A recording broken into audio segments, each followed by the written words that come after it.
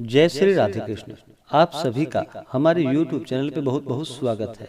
आइए आज सुनते हैं भीष्म अष्टमी की कथा। माघ माह के शुक्ल पक्ष की अष्टमी तिथि को, जिसे कि भीष्माष्टमी के रूप में मनाया जाता है, इस दिन जो कि भीष्म पितामह के नाम से श्राद्ध तर्पण आदि का कार्य किया जाए, व्रत को रखा जाए, इससे पुत्र पौत्रादि की प्राप्ति होती है तथा अभिष्ट सिद्धि की प्राप्ति होती है। माघ मास शुक्ल पक्ष की अष्टमी तिथि को, जो कि भीष्म पितामह ने अपना शरीर त्यागा था, इसलिए यह दिन उनके निवारण का दिन है, जो भीष्माष्टमी के रूप में मनाया जाता है। इस दिन भीष्म पितामह के निमित्त तिलों के साथ तर्पण अवश्य ही करना चाहिए, इससे अभिष्ट सिद्धि की प्राप्ति होती है।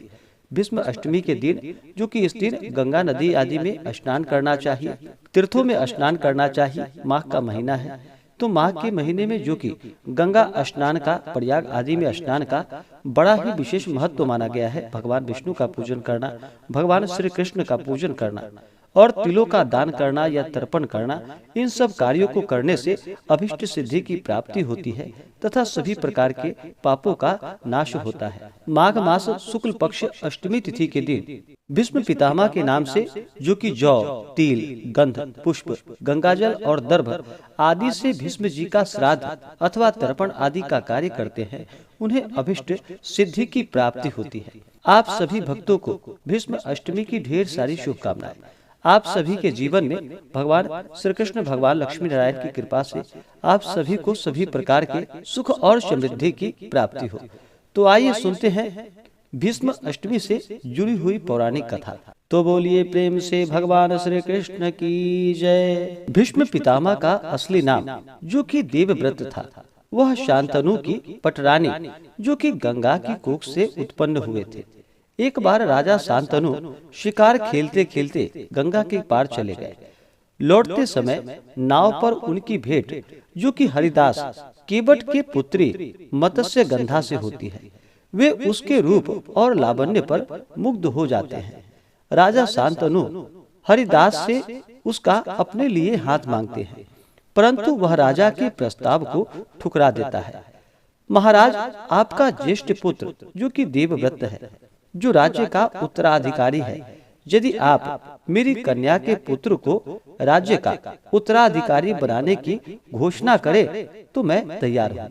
और फिर इस प्रकार से, जो कि शांतनु ने इस बात को मानने से मना कर दिया, परंतु वह मत्स्य गंधा को भूल नहीं पाए, उनकी याद में व्याकुल रहने लगे।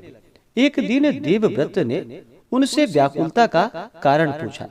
सारा वृतांत ज्ञात होने पर देवव्रत स्वयं केवट हरिदास के पास गए और उनसे बातचीत करके फिर उन्होंने हाथों में गंगाजल लेकर के शपथ ले ली कि मैं आजीवन अविवाहित रहूंगा, ब्रह्मचर्य का पालन करूंगा। इसी कठिन प्रतिज्ञा के कारण उनका नाम, जो कि भीष्म, पड़ा। राजा शांतनु ने देवव्रत से प्रसन्न होकर उन्हें इच्छा मृत्यु का वरदान दिया। कौरव पांडव युद्ध में दुर्योधन ने अपने हार होती देख, जो कि भीष्म पितामह पर संदेह व्यक्त करते हुए कहा कि आप अधूरे मन से युद्ध कर रहे हैं, आपका मन पांडवों की तरफ है। भीष्म यह सुनकर बड़े दुखी हुए तथा आज जाओ हरहि न शस्त्र गहाऊं, ऐसी प्रतिज्ञा की।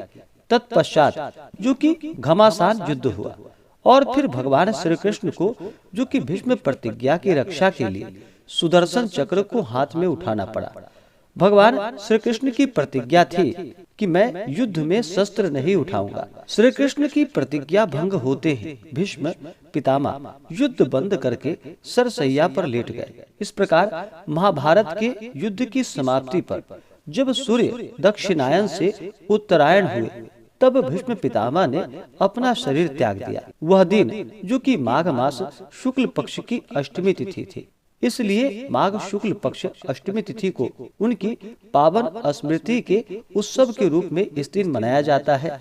और इस दिन अभिष्ट सिद्धि की प्राप्ति के लिए, पुत्र पौत्रादि की प्राप्ति के लिए, जो कि भीष्म पितामह के नाम से श्राद्ध तर्पण आदि का कार्य किया जाता है, इससे अभिष्ट सिद्धि की प्राप्ति होती है। तो बोलिए प्रेम से भगवान श्री कृष्ण की जय, पितामह भीष्म की जय। तो आशा करता हूँ कि जानकारी आपको अच्छा लगा हो। ऐसे ही ज्ञानवर्धक जानकारियाँ प्राप्त करने के लिए हमारे इस चैनल पे अगर आप नए हैं तो चैनल को लाल बटन दबा करके सब्सक्राइब करें, साथ में बेल आइकन घंटी को दबाएं ताकि मेरे वीडियो का नोटिफिकेशन आपको समय से मिलता रहे। वीडियो को लाइक करें, शेयर करें, सुखी रहे और स्वस्थ रहे। जय श्री राधे कृष्ण। धन्यवाद।